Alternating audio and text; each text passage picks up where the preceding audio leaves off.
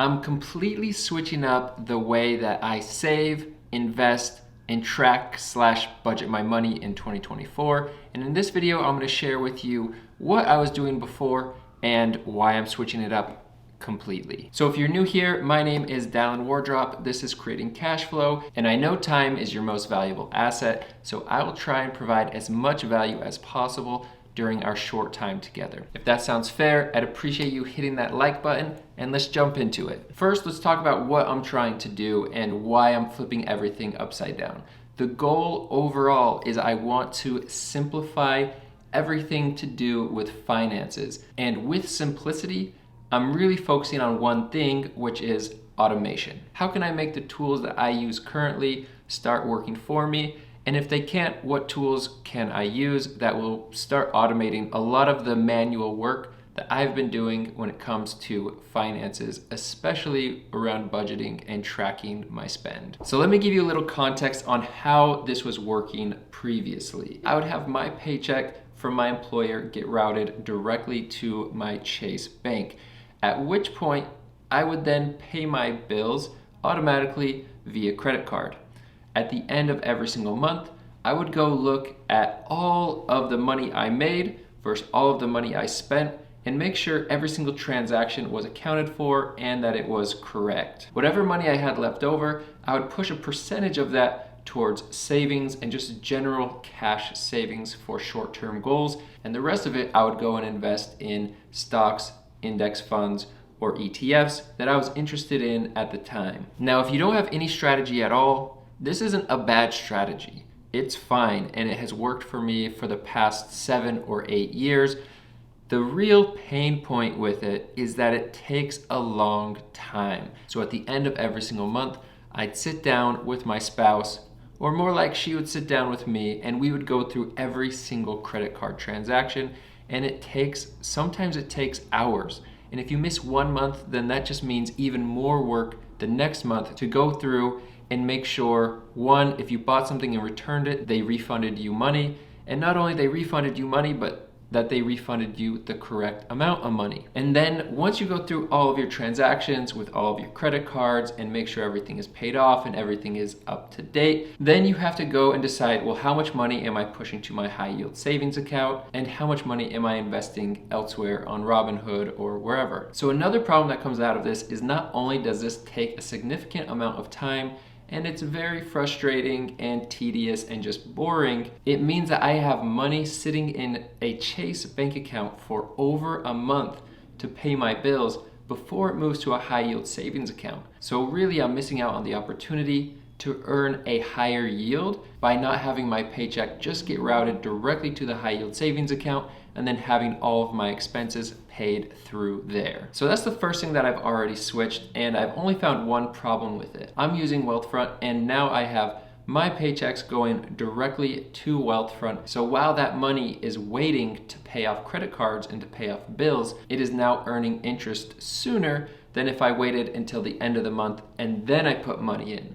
The other thing is, it's more money that is earning interest because I don't have to pay all of my bills at the same time. So this really should make me more money by doing almost nothing, just switching where my credit cards are paid from and where my paycheck goes. The only con, as I mentioned earlier, is my rent actually cannot get paid through Wealthfront. For some reason, my rent won't connect with Wealthfront. So now I just need to make sure I have the right amount of money sitting in my Chase bank so that I can pay rent at the beginning of every single month. So doing this, I'm simplifying and automating my savings immediately. Number 2, in the spirit of automation, I want to identify stocks, index funds, and ETFs that I will automatically invest in every single month.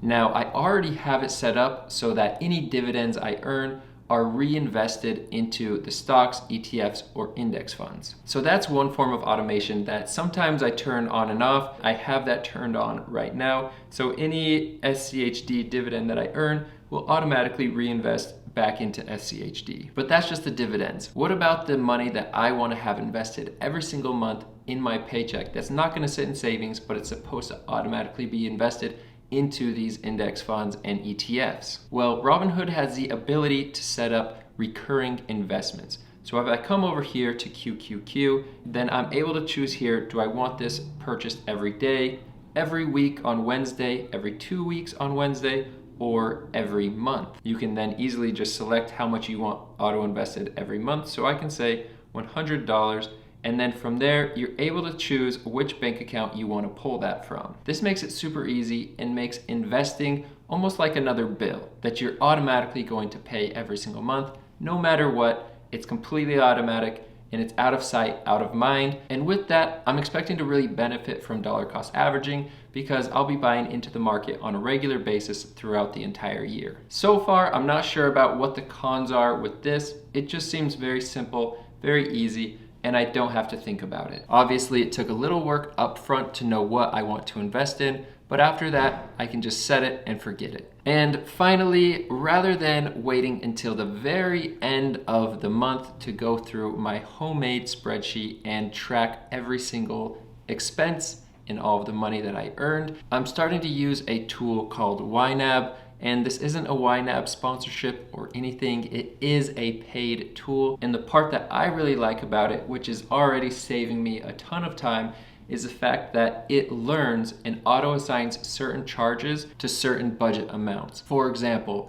in my spreadsheet, I would have to go through and label everything as food. So anything that I bought at the grocery store or anything I bought at a restaurant, I would have to go through and label it food, food, food, food, food, and it was just manual and tedious. Also, my spreadsheet never learned that every time I go to Trader Joe's or Whole Foods, that is going against my food budget. On YNAB, it's all set up that if you assign Trader Joe's to food one time or multiple times, it then learns every time you check out from Whole Foods, we're gonna assign that to the food category. So rather than assigning every transaction, YNAB automatically assigns every single transaction. And I only have to go in and change it if it's incorrect for whatever reason. It's not perfect, but it's already saved me a ton of time. So I didn't go into 2024 thinking that everything I do with finances was gonna get flipped upside down, where I make money and it just sits in a bank account, not earning any interest, and then I go pay all of my bills, and then I go through all of my transactions, and then I push money towards savings and investment.